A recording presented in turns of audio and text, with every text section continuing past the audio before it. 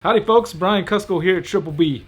Today we're going back to the Pomona interviews, and this interview I had my buddy Frank come on and we just sat down and talked about whatever. Frank actually came up to me at the show, was like, hey, I want to talk to you, and I was like, well, let's put it on video or something like that.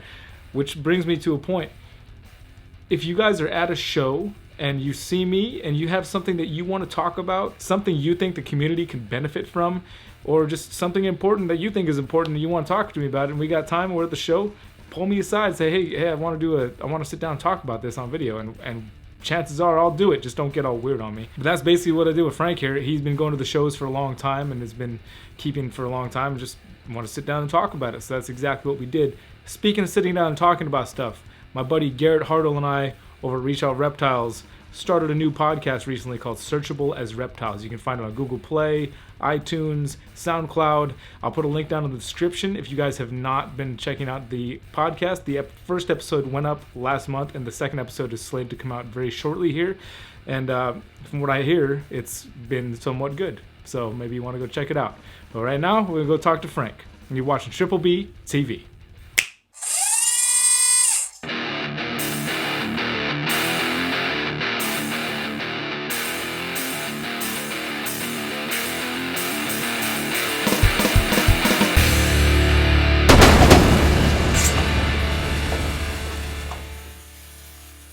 How was what? How long I've been here today? How long you been Samoan? Oh man, I've had Samoans tell me that too, man. Especially if I'm really tan. Hey, but you're not even Hawaiian. 10 years, 11 years? You look Hawaiian. That's what I was telling my wife. Is what? You're not Hawaiian, right? I'm 11% Polynesian. Okay, I told you, yeah. But you look Hawaiian. It's crazy, right? It's wild. Yeah. They told me that for years. Yeah. I didn't believe them until they proved it with genetics and testing. Yeah, man. How'd you get into keeping? How long you been keeping? I've been keeping off and on for 30 years. I bought my first snake in 1998. It was a ball python, and I didn't like ball pythons, but I couldn't afford a boa. So eventually I was able to afford just common boas, but I was trying to find the really nice ones, and I actually got about 40 to 50 of them, just common boas. And I did breed those. And then I got into green tree pythons, emerald tree boas. But I'm really now into the ball pythons now. I didn't like them at first, but now I do. What turned you over the leaf? The new colors, the morphs, the paint jobs. So it got me. The ball python bug got me. I hear people say that sometimes. I'll show pictures and like take video of really nice looking snakes, and then people will comment on the videos like that are not into ball pythons. Like, you're starting to turn me on to ball pythons somehow. Like, I think they're cool, man. Yeah. I like them. I always wanted one when I was a kid. Yeah. So man, this is my main focus now. You know, I kind of downsized on the boas and just sticking to a few projects there, but yeah, the ball pythons are what I'm doing. So you've been coming to this show since? I've been coming forever. I used to come in the early 90s, and it's changed so much. I remember 92, 93, maybe 10 tables. 10 tables at the show, and it was probably ended not even halfway, and they would space out the tables to make it look more packed. And they weren't really breeders. It was the few breeders in the front and mostly hobbyists that got lucky with one litter. And it'll be a litter of the same thing because there was no real color morphs. Nobody really had them. If you had a green tree python on the table, everybody would be there just, wow, green tree python in the early 90s. It was awesome, man. But it's even better now. A lot busier, a lot bigger. Oh man, it's better. And the people are a lot nicer.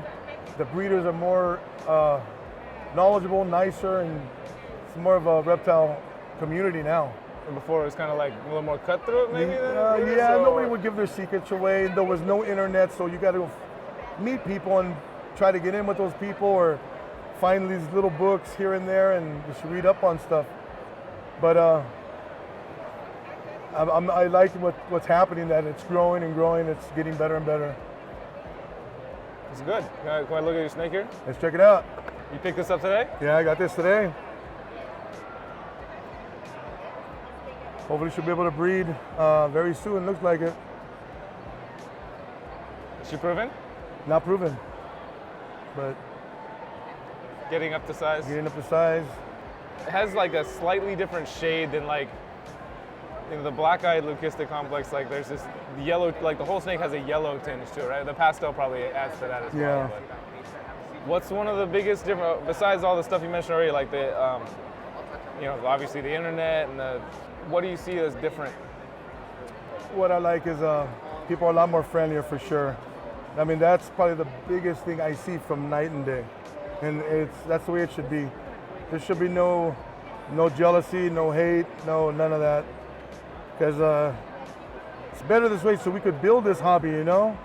We have people against us already.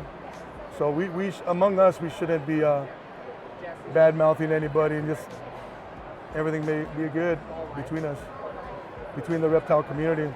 We are a minority in the world. Yeah. Yeah, so it's, I just told somebody at work the other day, hey, I'll be breeding this season. Breeding what? I said, breeding snakes. And he said, for what? And I just said, never mind. And I walked away, and he stopped me and kind of apologized. And I said, I know it's weird to understand, but there's a big community, and they're just so fascinating animals. And producing animals, there's nothing like it, man. one thing you can tell people also is that aren't aware of snakes and what their benefit is to the world. Like to your point, like that guy was saying, like why would you breed snakes? I mean, there's obviously the reasons we do, which is fun to watch snakes come out of eggs and hatch babies and do pairings and see what genetics we can do what. And but without snakes, we would be overrun by rodents. I have told people that, and they cannot believe it. That's the #1 job of snakes on the planet and their place in the ecosystem is to keep the rodent population under control. And how that benefits us is rodents spread disease that is very communicable to humans. And we can catch diseases from rodents. Yeah, man. That's one thing I like to tell people that just seem very gung-ho against snakes and like the every snake is a good snake crowd. It's like, if every snake was dead, probably so would we be. Yeah. From some plague, rodent-borne plague. So you picked up this highway here too. Yep. Female. I got a bunch of super pastel males at home, bunch of yellow belly ready to go, and I'll be focusing on these this season coming up, the highway complex. Do you have like a business that's strictly hobby for you? It is going to be a business. I'll be starting a YouTube channel called Cota's Constrictors, and we'll also have Instagram Cota's Constrictors as well. And we're going to get busy on that, and I'll be up very soon. And that's what our plans are. Well, get that up real soon, like in this next month, so that when I put this video out, I can have a link for it down below, okay? All right. That's your job, is to have, within the next 2 weeks, get those things, the accounts started at least, so I can put links to them in the description. Cool. You got it, Brian. All right. Anything else you want to talk to me about? That's about it, Brian. It was a pleasure to meet you. I've been wanting to meet you for a long time. And everybody told me, you got to meet Brian, and you know what? You're the coolest dude I've met today. All right. Riley. Sorry. Thanks. Good talking to you, Frank. Thank you, man. I hope you guys enjoyed that. Frank, thank you for coming and sitting down and talking with me at the show there, my man. And next week, we're going to be going back to the Herpeton Talks with Dimitri from Bion Terrarium Center out of the Ukraine. And it's a awesome talk. I thought it was very well done, and I think you guys will enjoy it too. Until then, you've been watching Triple B TV. Y'all take care.